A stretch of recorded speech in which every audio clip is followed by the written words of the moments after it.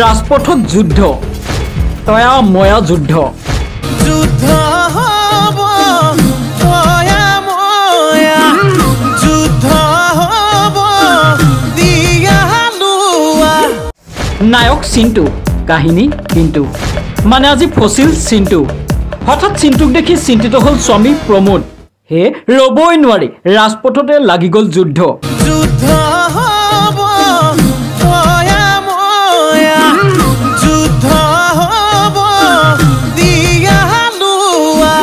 প্ৰেম এক স্বৰ্গীয় অনুভূতি প্ৰেম কৰা নাযায় হৈ যায় কিন্তু আজিৰ এই প্ৰেম বেলেগ মানে নগাঁৱৰ ৰাজপথত পৰকীয়া প্ৰেম এতিয়া আহোঁ মূল ঘটনালৈ মঙলবাৰে নগাঁৱৰ ৰাজপথৰ কিছু সময়ৰ বাবে পৰিণত হ'ল কুৰুক্ষেত্ৰলৈ নগাঁও পুৰণি গুদামৰ এটি কণমানি সন্তানৰ মাতৃৰ প্ৰেমত পৰি পাথৰীৰ চিন্তু ভূঞা নামৰ এজন বিবাহিত পুৰুষ মঙলবাৰে মহিলাগৰাকীৰ স্বামী প্ৰমোদ হাজৰিকাই হাতে লুটে ধৰা পেলাই পৰকীয়া প্ৰেমত মজগুল হৈ ঘৰ সংসাৰ ত্যাগ কৰা দুয়ো প্ৰেমিক প্ৰেমিকা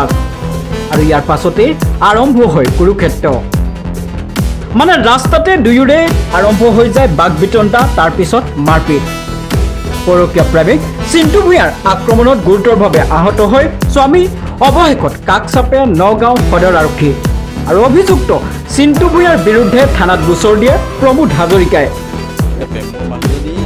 যোৱা 20 জুনত তাই ঘৰৰ পৰা গুচি যায় কোনো কাজিয়া পেচাল নোহোৱাকৈ দেই তাৰপিছতে গুচি গ'ল মই আনিবলৈ গ'লোঁ নাহে তাৰপিছতে ল'ৰাটো লৈ গৈছিল ল'ৰাটো মোক চন্দাই দিলে ল'ৰা লৈ যোৱা তোমাৰ তাৰপিছতে ল'ৰাটো মই লৈ আহিলোঁ 24 তাৰিখো মই গৈছোঁ আনিবলৈ নাহে 25 তাৰিখে সিহঁতে ৰূপহী থানাত এখন এজাহাৰ দিছিলে মোৰ ওপৰত এজাহাৰখন দিওঁতে ৰূপহী থানাই মানে মোক মাতি নিলে সুধিলে মই ক'লোঁ আৰু সবিশেষ যে এনেকৈ যোৱা ছেপ্টেম্বৰ 3 তাৰিখে তাই ধৰা পৰিছিলে মোৰ ওচৰত আৰু তাই নিজে কৈ আহিছে যে পাথৰী পানীগাঁও চিন্তু ভূঞা বুলি এজন সুদখোৰক তেওঁ ভাল পায় তাই ভাল পাই পেলাই কথা পাতি মোবাইলত স্কুলত লগ পাইছিলে মোৰ ল'ৰাটো থ'বলৈ যাওঁতে সি তাৰো ছোৱালীজনী থ'বলৈ আহে লগ পাইছিলে পাই পেলাই তেওঁ অবৈধ সম্পৰ্ক স্থাপন হ'ল সিহঁত দুয়োটাৰ মাজত গতিকে তেতিয়াৰ পৰা সিহঁতৰ চলি আছে কিন্তু ছেপ্টেম্বৰ 3 তাৰিখে মই তেহেঁতক ধৰা পেলাওঁ তাইক মোৰ মানুহজনীক তাই সৰুক আহে এইটো মোৰ তাত অডিঅ' এটা আছে সেইটো মই ৰূপহী থানাত জনাইছোঁ দেখাই মানে শুনাই দিছোঁ তেতিয়া মোক ক'লে যে আপুনিতো নিৰ্দোষী আপোনাকতো এনেকৈ দোষী সজোৱা হৈছে গতিকে তাইক মাতিলে সিহঁতো গ'ল মাকৰ সৈতে গৈ পেলাই অচিও বুজালে ছেকেণ্ড অফিচাৰো বুজালে এইটো হৈ যায় এতিয়া আপোনাক লিখিতভাৱে আপোনাৰ মানুহতে লৈ যাম বুলি কৈছে ল'ৰাটো খাতিৰত ঘৰলৈ গতিকে আপুনি ঘৰলৈ যাওকগৈ তাই কোনো কাৰণতে নাহিল মাকেও লৈ গ'ল ফিতাহী মাৰি সিহঁতৰ ছোৱালীজনী ভাল গতিকে এতিয়া মই আজি আহি আছিলোঁ একচুৱেলি তাই মানে এখন বোলো ঘৰলৈ লিগেল নটিছ এটা পঠাওঁ বুলি মই আহি আছিলোঁ কোৰ্টলৈ ছাৰে মাতিছিলে বোলে আপুনি আহক আমি লিগেল নটিছটো পঠাম পটককৈ মই দেখি যাওঁ জয়শিলৰ ওচৰত তাইক প্ৰথমতে ছিংগুল দেখিছিলোঁ তাৰপিছত মই গাড়ীখন ঘূৰাই পেলাই দেখিছোঁ ফ'ল' কৰিছোঁ তাই এখন দোকানত সোমাইছে দোকানখন সোমাই গৈ দেখোঁ যে দুয়োটাই কথা পাতি আছে একেলগে গতিকে আজি প্ৰমাণ হৈ গ'ল যে তাই সেই মানুহটো নহ'লে থাকিব নোৱাৰে আৰু তেখেতে মোক যথেষ্ট মাৰপিটো কৰিছে এইবিলাক গোটেই দেহত চিন এয়া কপালত চিন আছে যথেষ্ট মাৰপিটো কৰিছে ৰাইজ আছে সাক্ষী ভিডিঅ' আছে আমাৰ ওচৰত আমি অলৰেডি সদৰ থানাত এটা কেছ ৰুজু কৰাই দিছোঁ আৰু নিউজেও দেখিছে নিউজে প্ৰত্যক্ষভাৱে দেখিছে আৰু আমিও নিজে ভিডিঅ' কৰিছে আমাৰ লগৰ মোৰ এজন বন্ধু আহিছে তেওঁ ভিডিঅ' চিডিঅ' কৰিছে তাৰ স্থানীয় বহুত মানুহে দেখিছে দোকানীজনো আছে সাক্ষী হিচাপে যথেষ্ট মাৰিছে মাৰি পেলাইছে চিন্তু ভূঞা পাথৰী পানীগাঁও সুদখোৰ তেওঁ সুদখোৰ তেওঁ এগেইনষ্টত এখন এজাহাৰ দিছোঁ ইয়াত আৰু মাৰপিটৰ আৰু মোৰ ৱাইফৰ ওপৰতো মই ৰূপহী থানাত দিম আজি দিম নিশ্চয় এতিয়া তাই যে এনেকৈ ঠগি আছে তাই ঘৰৰ মানুহক তাই মানে এনেকুৱা প্ৰতিয়ন জুৱাইছে যে মই অত্যাচাৰ কৰোঁ আজি সিহঁতৰ মাকে নিজ চকুৰে দেখি থৈ গ'ল যে জোঁৱাই কেনেকুৱা আৰু জীয়েক কেনেকুৱা সিহঁতৰ জীয়েকে কি কৰিছে মাকহঁতৰ লগত বজাৰ কৰিবলৈ আহি অচুকাত বজাৰ কৰি থাকোঁতেই তাই পটককৈ মাকহঁতক বাগি দি আহি পেলাই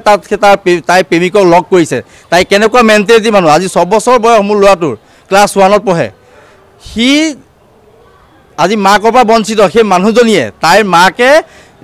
এইটো চিন্তা কৰা নাই মূৰত কি আছে নাজানো মূৰত কিবা আছেই নে নায়েই সিহঁতৰ যে এটা ল'ৰা 6 বছৰ বয়সৰ ল'ৰা এটাৰ পৰা মাকজনী বঞ্চিত কৰিছে সিহঁতে কিন্তু সিহঁতৰ মানে কি মূল্যৱান বস্তু সেই জীয়েকজনী মই বুজি নাপালোঁ যে জীয়েকজনীক ইয়াৰ পৰা নপঠিয়াই সিহঁতে লোকক কৈ আছে মই শুনিছোঁ যে তাইক বোলে নিলে তাই যদি সেইখন ঘৰত যায় তেতিয়াহ'লে বোলে মই মাৰি পেলাম বোলে তাই জীয়াই থাকি ন এতিয়া কি শান্তি দিব সিহঁতৰ ঘৰত আজি প্ৰমাণটো পাই গ'ল ন সিহঁতে কোনো ধৰণৰ কাজিয়া নাই ছেপ্টেম্বৰ যোৱা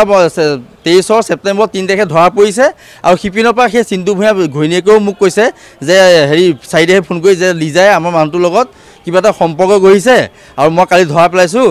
আৰু তোমাক মই বোলো ময়ো কালি ধৰা পেলাইছোঁ তেওঁ মোক খবৰ দিছিলে আৰু এতিয়া 5 মাহ হৈ গ'ল ঘৈণীয়েকে মোক কোৱা কথা চিন্তু ভূঞা ঘৈণীয়েকে কৈছে 5 মাহ হৈ গ'ল সি তাৰ নিজৰ পৰিয়ালটো এভইড কৰিছে এৰি দিছে আৰু সেইকাৰণে আমাৰ এইগৰাকীয়েও তাই নিজৰ পৰিয়ালটো এৰিছে এই কথাটো তাই কিন্তু ঘৰত নাজানে তাই ঘৰত জনোৱা নাই যে চিন্তু ভূঞাও নিজৰ পৰিয়াল এৰিছে কাৰণে তাই নিজৰ পৰিয়াল এৰিছে এৰি পেলাই এতিয়া দুইটা এক হোৱাৰ মত আজি এয়া মাকৰ লগত আহি পেলাই দোকানত লগ হৈছে এয়া চাওক আপোনালোকে news desk report news desk Assam